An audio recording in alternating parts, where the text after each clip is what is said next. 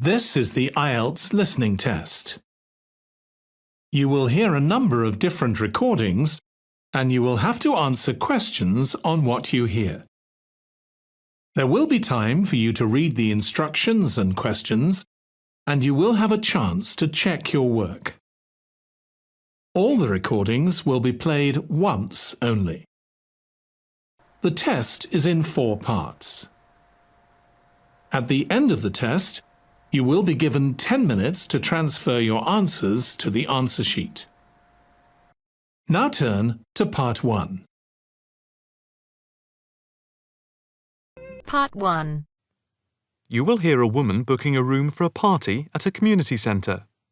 First, you have some time to look at questions 1 to 4. Listen carefully and answer questions 1 to 4. Hi, good morning. My name's Pete. How can I help you? Hi, my name's Maria Lincoln. I understand you hire out rooms in the community centre as venues for parties? Yes, we do. We've various sized accommodation. It depends on what you're looking for, really. We're looking to hold a party, a children's birthday party, and we need a room that will hold about 70 people, with space for a small disco area, games, dancing, and food. Well, we have a large room, and it would certainly hold at least 100 people comfortably. It's used a lot for parties and things like that. That sounds as if it might be suitable. I've tried various venues, and they're either booked up or they don't hold enough people. Can you tell me when you were thinking of holding the party? I know it's short notice, but we wanted to hold it Saturday week. That's September 15th. Let's have a look. Yes, you're in luck. The Mandela suite is free then. I'll just write that down. Mandela. And the time. When were you thinking of holding it? In the afternoon, from 3:30 p.m. to 9 p.m. Yes, okay. There is no smoking on the premises, and we're only licensed to have soft drinks. That's okay. I think I'm happy to go ahead. Before you hear the rest of the conversation, you have some time to look at questions 5 to 10.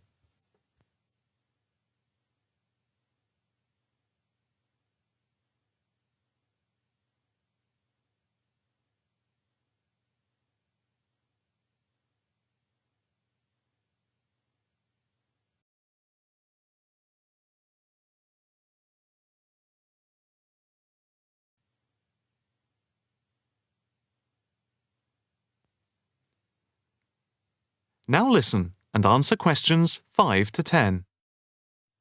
Can you just give your postcode? Yes, it's PA5 7GJ. Fine. And the flat and street number? It's flat number 40, and the street number is 35. Okay, so that's flat 40, 35 Beaches Street. Yes, that's right. And a contact number? My landline is 223279 with the code. But I'll give you my mobile number, which is 07897 293381. Okay, 293381. Can you tell me how much it will cost? It's quite reasonable, actually. It's £115 for the hire of the room, with tables and chairs. But if you want to hire disco equipment, we've got a basic system with speakers and other equipment for £25. But there is no technician around in case anything goes wrong. And of course, it's optional. That would save us carting something from home, but maybe we should bring a spare sound system just in case. We've never had any problem with the system, but you might not want to take any chances. What about catering? Well, we had thought of getting everyone bringing something. We have someone who can do catering for £9 a head, including the cake if required. That's handy, but it's a lot, as We have a fairly tight budget. So, you want to go ahead with the booking? Yes, certainly. OK. I need to take a deposit of £30, which is refundable. The balance needs to be paid 2 days before the event at the latest. Fine. You can cancel up to 2 days before, but after that you lose the deposit. We don't intend to cancel, but is there any insurance we can take out? Yes, there's a form here somewhere. How much? It's, let me see. It's only £9 for the 24-hour period, and that covers you for cancellation, damage, and injury. Well, at least we'd better have a look at it. How would you like to pay the deposit? Cash. I'll just give you a receipt. There you are. 10, 20, 30. £30. Maria Lincoln. Thank you very much. I'm really glad I found somewhere. We have been trying to book a place for the past 2 weeks, so thank you again, and bye for now. That is the end of part 1. You now have half a minute to check your answers.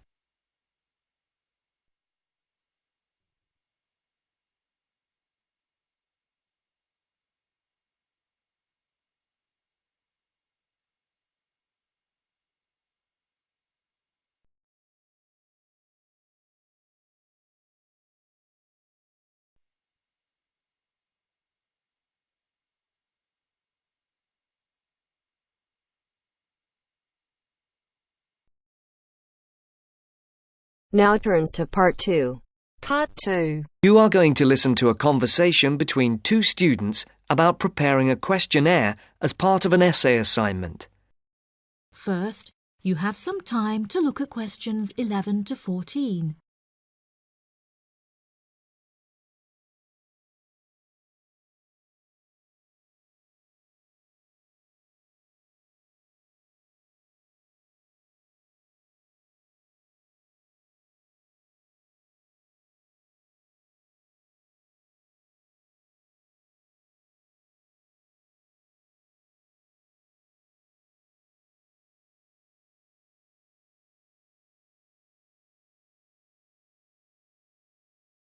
Now listen carefully and answer questions 11 to 14. I've never written an essay of more than 1,500 words before, Anne. Me neither, Mark, and it scares me. I wouldn't worry. We'll just have to pretend it's 4 essays of 1,500 words and join them together.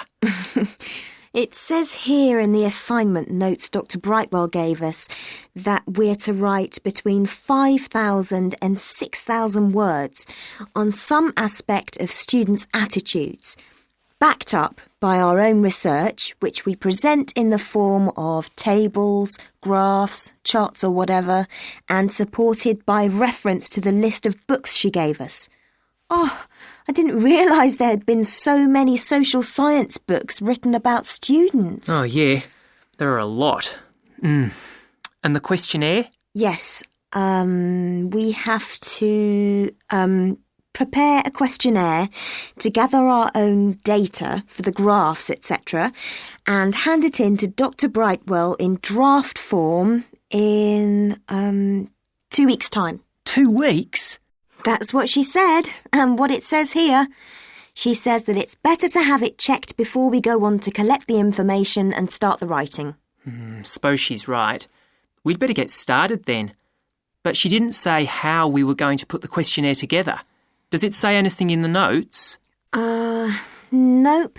It only says that we are limited to 4 sides of A4 and no more than 50 questions. If that's the case, it's not that bad. Before you hear the rest of the programme, you have some time to look at questions 15 to 20.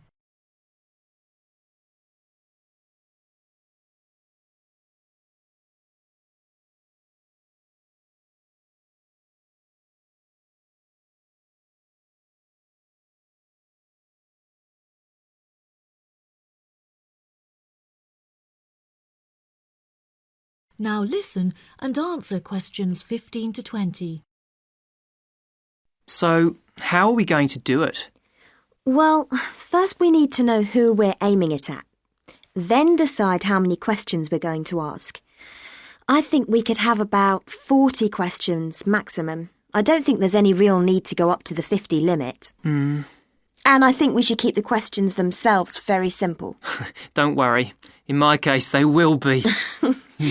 We could have a mixture of question types, like multiple choice questions, yes, no, and agree, disagree, with boxes for people to tick.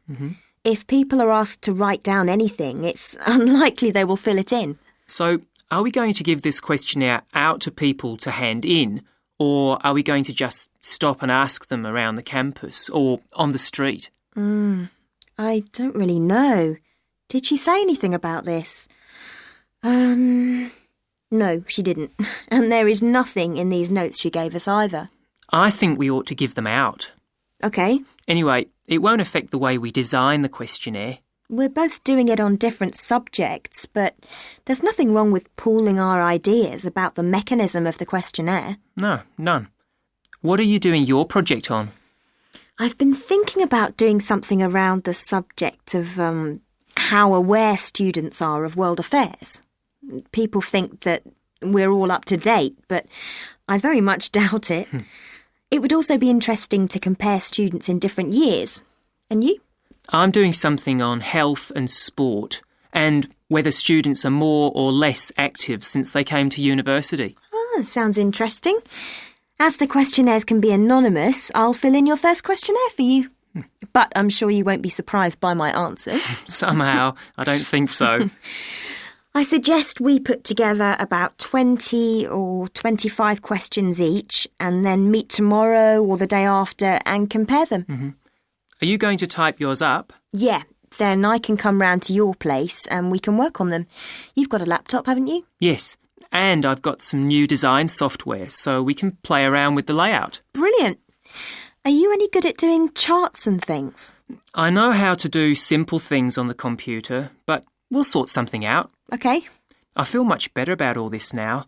It doesn't seem quite as bad as I first thought. No, don't worry, we'll get it done. That is the end of part 2. You now have half a minute to check your answers.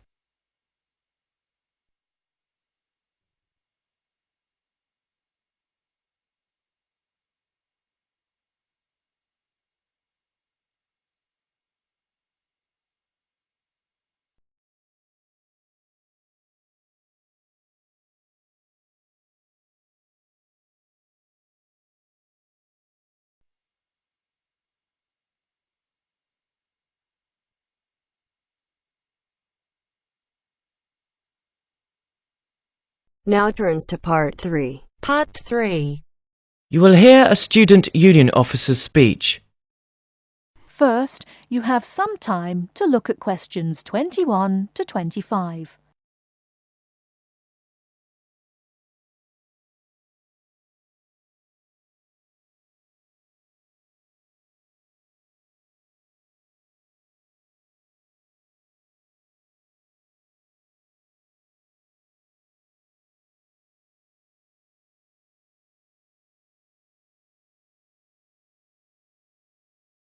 Now listen carefully and answer questions 21 to 25.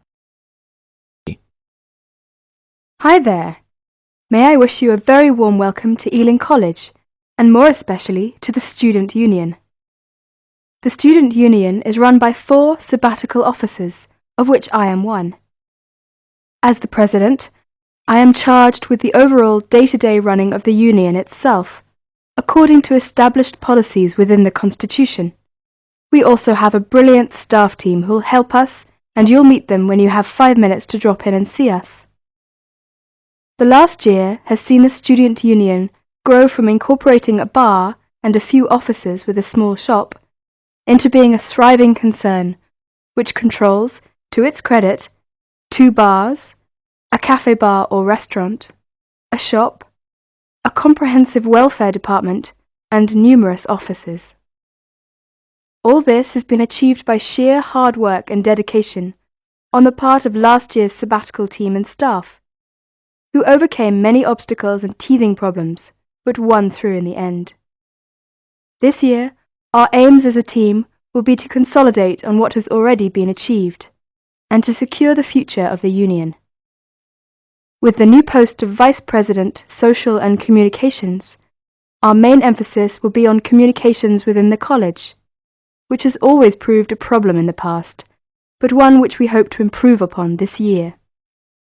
One way will be the regular publication of a student union magazine, so all you budding journalists, come on down.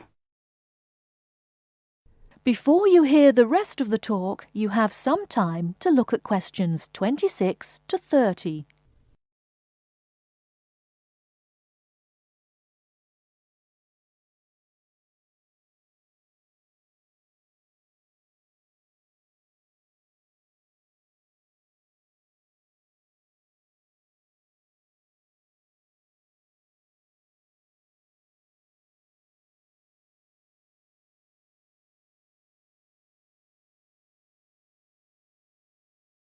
Now listen and answer questions 26 to 30. We are very aware that a lot of you have never had any contact with student unions before, and don't know what they are or what they can do for you. So basically, here's a quick rundown. If you have any problems at all, either when you start college or throughout your time here, don't hesitate to drop in the SU office in the North Building and see Pat, our office assistant. She will be able to help you with most of your day-to-day general inquiries, or if she can't, she will direct you to one of our staff who can. Myself and the other 3 vice presidents are here every day, and if you need to see us, just fix a time with Pat, and we'll be only too happy to help you. By the way, queries or problems can range from a late grant check, finding a place to live and academic matters, right through to the best places to eat, directions to the bar, or somebody blocking you in the car park. We'll give anything our best shot. Please remember, while you're at Ealing, that going to college is not just about education. Make sure you enjoy yourself as well, because believe me, time will fly once you're here. Ealing is a really good place to live, as there is lots to see and do. And don't forget, the metropolis of central London is only 20 minutes away by tube. Finally, the Student Union is an organisation run by students for students. So if there is anything you don't agree with, or you have any new ideas, please come along to the Union General Meetings and don't be afraid to speak up. Or you could give up a little of your time and stand for the Executive Committee, which is made up of students who help us out with lots of interesting things. I would like to take this opportunity to thank all the sabbaticals of the last 2 years who have worked so hard. My very special thanks goes to Winston, Martin and Peter and all the staff who not only did a great job, but have been my good friends as well. Lots of luck and success for your year at Ealing. Work hard, but play hard as well. That is the end of part 3. You now have half a minute to check your answers.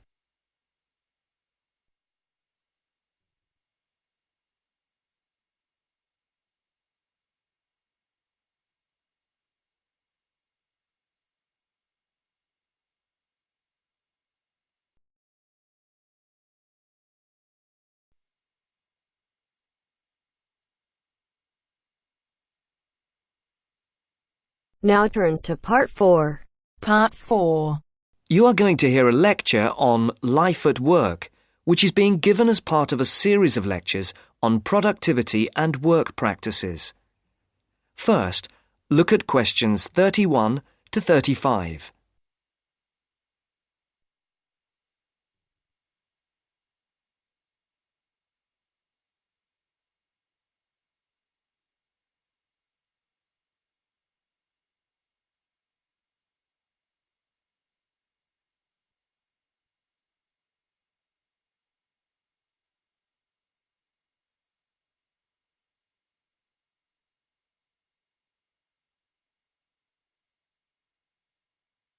As you can see, there are 4 alternative answers, A, B, C and D, for each question.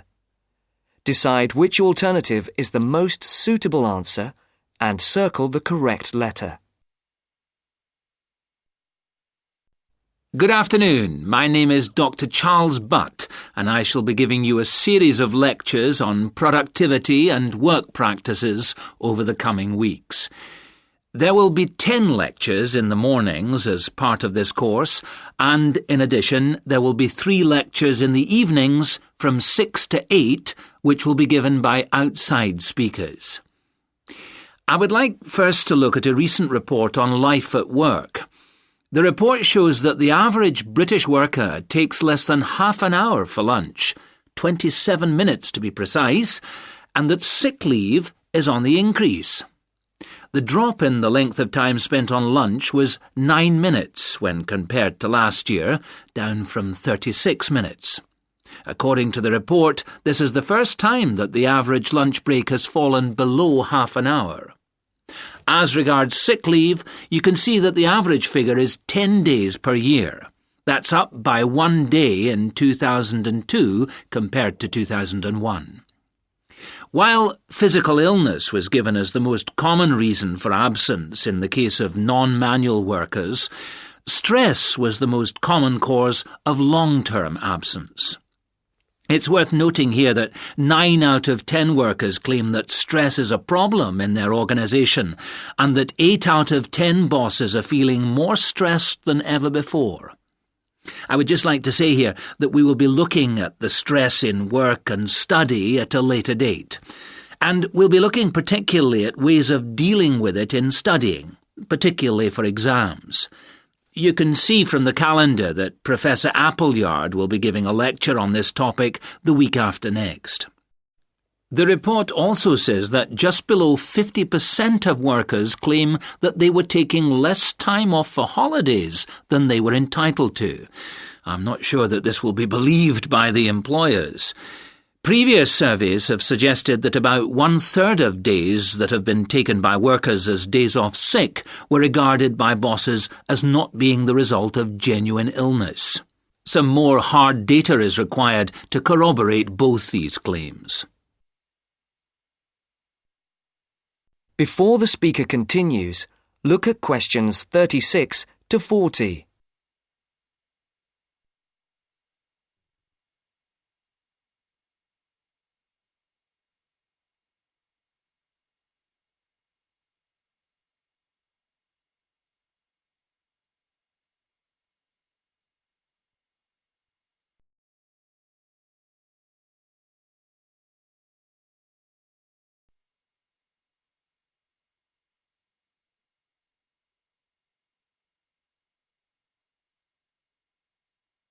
As you listen, answer questions 36 to 40. All this suggests that employers are driving their workers too hard. The effects of overworking mean that workers are now being stretched beyond their limits, both physically and mentally. This is borne out by the increase in sick leave. However, looked at from the employer's point of view, the picture may not be the same. Employers say that workers protest too much, but bearing in mind the data about the number of bosses feeling much more stress than before, we need to think about this carefully. It's interesting to note that productivity has gone up in many areas of industry. In 2001, the local car plant had one of the sharpest increases in average productivity, with the number of vehicles per employee rising by over 30% a year. A new assembly line came into operation at the beginning of 2002, affecting productivity, which increased to the 100 vehicles per worker mark by the end of the year. This is a stunning achievement for an industry which was not long ago considered to be collapsing. It would be interesting to do a survey of the work life at the plant. Those of you who have opted to do the project and reduce the number of essays you have to do may want to look into this. Please see me at the end of the lecture. Right, now, let us move on to something else which I think... That is the end of part 4. You now have half a minute to check your answers.